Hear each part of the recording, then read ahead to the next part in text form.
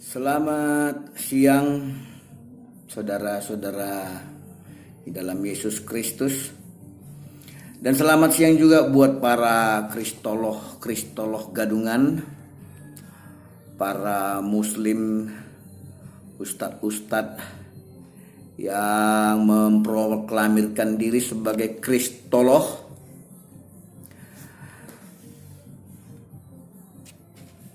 Beberapa saat yang lalu Anda mengutip Ulangan 18 ayat 18 sebagai sumber Alkitab untuk menyatakan bahwa Muhammad itu ada. Bahwa Alkitab telah menubuatkan Muhammad. Kemudian karena Anda merasa bahwa Ulangan 18 ayat 18 tidak bisa dipertahankan sebagai sebuah argumen untuk membuktikan bahwa Muhammad telah dinubuatkan dalam perjanjian lama, lalu Anda kembali mengutip Kidung Agung pasal 5 ayat 10. Kadang-kadang saya ingin tertawa sendiri. Sepertinya kitab saudara tidak punya cukup informasi tentang Muhammad, sehingga Anda harus memakai kitab agama lain yang justru Anda katakan palsu, yang Anda katakan salah, tapi Anda pakai untuk mencoba mencari latar belakang daripada Muhammad. Sehingga bukan membuat Anda makin pintar. Kegadungan Anda sebagai seorang kristolog membuat orang-orang yang berada di agama Anda justru Anda bingungkan. Sebenarnya Islam itu berpedoman kepada Al-Quran atau Alkitab. Dan apakah para kristolog gadungan ini ketika mengambil Alkitab sebagai sumber informasi tentang keberadaan Al-Quran, apakah Anda telah mengakui bahwa Alkitab itu adalah sumber yang benar?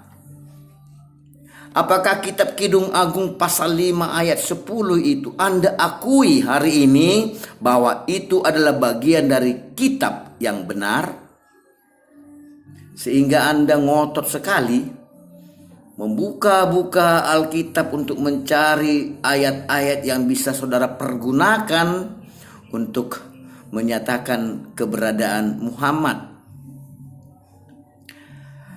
Para kristolog gadungan, saya mau nyatakan supaya Anda paham, kitab Kidung Agung itu adalah puisi, nyanyian, kidung, ketubim.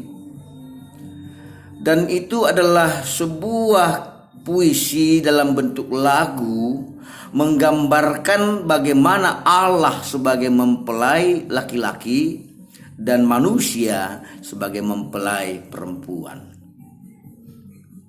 Maka Allah menyatakan hubungan cintanya dengan manusia seperti yang digambarkan dalam kitab Kidung Agung. Dan begitulah indahnya cinta kasih antara Allah dengan manusia, manusia dengan Allah. Lalu Anda mau ngambil ayat 10 dari pasal 5 Kidung Agung untuk menyatakan bahwa itu adalah Muhammad. Saya bacakan. Putih bersih dan merah cerah kekasihku, menyolok mata di antara selaksa orang. Apakah ada ayat dalam Al-Quran untuk mendukung bahwa Muhammad itu putih bersih kulitnya? Apakah ada ayat dalam Al-Quran yang menyatakan bahwa kulit Muhammad itu merah cerah? Sepertinya tidak ada. Dan ketika Muhammad berumur 40 atau 45, barangkali 40 ke 45 tampil menjadi nabi, apakah Al-Quran tidak bisa menjelaskan sejarahnya, biografinya dari dia mulai lahir sampai dia berumur 40 ke 45 bangkit menjadi nabi yang kalian percaya, sehingga harus mencari-cari dari Alkitab. Dan tanpa Anda sadari, ketika Anda kutip Alkitab untuk menyatakan bahwa Muhammad itu benar nabi, Anda telah mempercayai Alkitab sebagai sumber kebenaran mutlak. Dan Anda tidak bisa lari dari Alkitab untuk membuktikan kebenaran Muhammad. Dan itu sepertinya Anda mau nyatakan secara tidak langsung bahwa Alkitab adalah sumber dari seluruh sejarah kehidupan manusia di dunia ini. Cobalah, kalau memang Anda benar-benar meyakini bahwa Muhammad itu adalah nabi, sekalipun Alkitab tidak pernah menubuatkannya dan tidak pernah mengakui bahwa Muhammad itu nabi, sebab nabi tidak akan lahir dari luar bangsa Israel. Cobalah cari informasi dari buku-buku Islam, cari informasi dari kitab-kitab karangan ulama-ulama Islam untuk membuktikan bahwa Muhammad itu benar-benar nabi.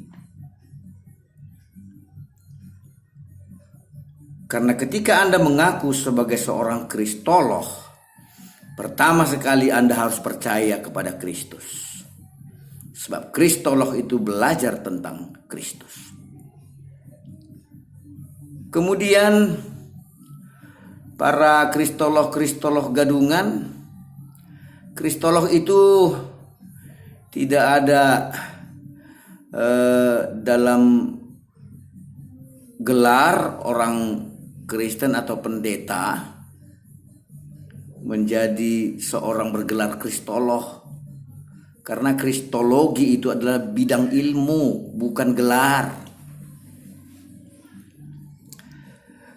Jadi para kristolog gadungan, Moko Ginta, Irene Handono, Ustadz Nandar, siapa lagi yang ngaku-ngaku ustadz kristolog gini, Sugi kristologi. Berhentilah menghina agamamu sendiri. Berhentilah melemahkan kitabmu sendiri. Berhentilah mencari-cari kebenaran agamamu dari Alkitab. Berhentilah menjadi kristolog gadungan. Berhenti menjadi orang tolol. Kenapa? Kami sebagai orang Kristen tidak akan pernah mencari kebenaran di luar kitab lain selain Alkitab. Sebab Alkitab yang kami pegang, kami percayai, kami baca, kami imani, sudah menyatakan kebenaran itu di dalamnya.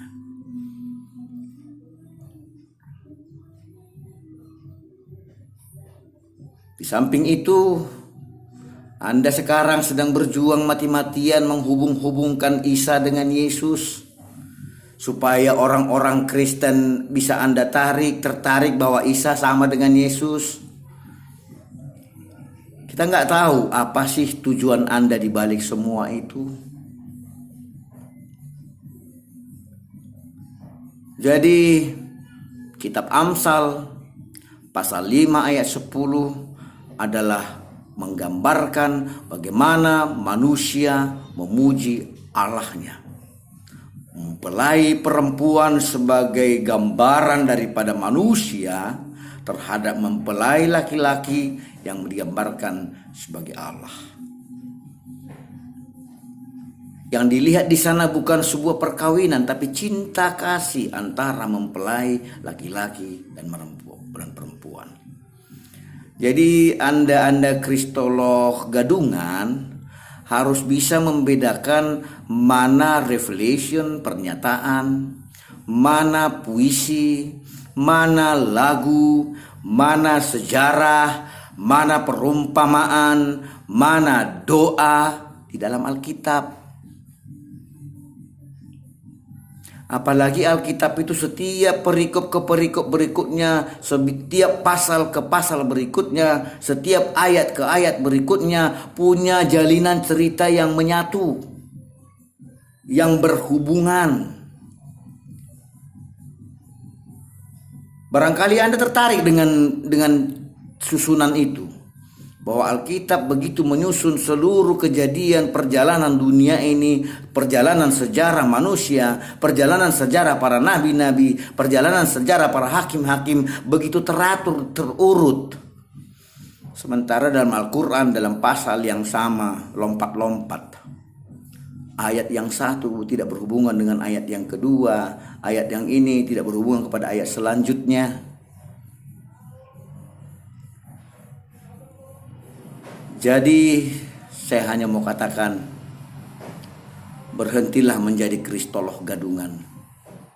Anda merasa pintar, Anda merasa menang, Anda merasa sebagai seorang pakar, tetapi sesungguhnya Anda tidak tahu apa-apa. Sebab kenapa? Anda mencoba belajar tentang Alkitab, tetapi Al-Quranmu sendiri tidak kamu kuasai, bikin malu. Anda bergairah, berjuang habis-habisan untuk membuka Alkitab, mencari-cari sesuatu yang bisa Anda pakai untuk menyatakan bahwa Muhammad itu benar-benar sudah dinubuatkan, justru menunjukkan bahwa engkau tidak meyakini Al-Quranmu. Jika Alkitab Anda pandang sebagai informasi yang paling benar, percayalah kepada Alkitab. Jika Alkitab telah menjelaskan seluruh perjalanan manusia yang sudah terjadi, sedang terjadi, dan akan terjadi, kenapa tidak mempercayai kesaksian Alkitab? Kenapa mulut Anda selalu mengatakan bahwa Alkitab itu palsu, Alkitab itu telah ditiru, Alkitab itu telah salah? Tetapi Anda yang gadungan ini, yang bodoh ini, mau belajar dan mencari informasi dari kitab yang sudah Anda katakan palsu dan salah. Hanya orang bodoh yang mau belajar dari kitab yang tidak dia yakini asli dan benar. Dan itu adalah Anda semua, kristolog gadungan. Selamat siang, Tuhan Yesus memberkati. Shalom aleichem.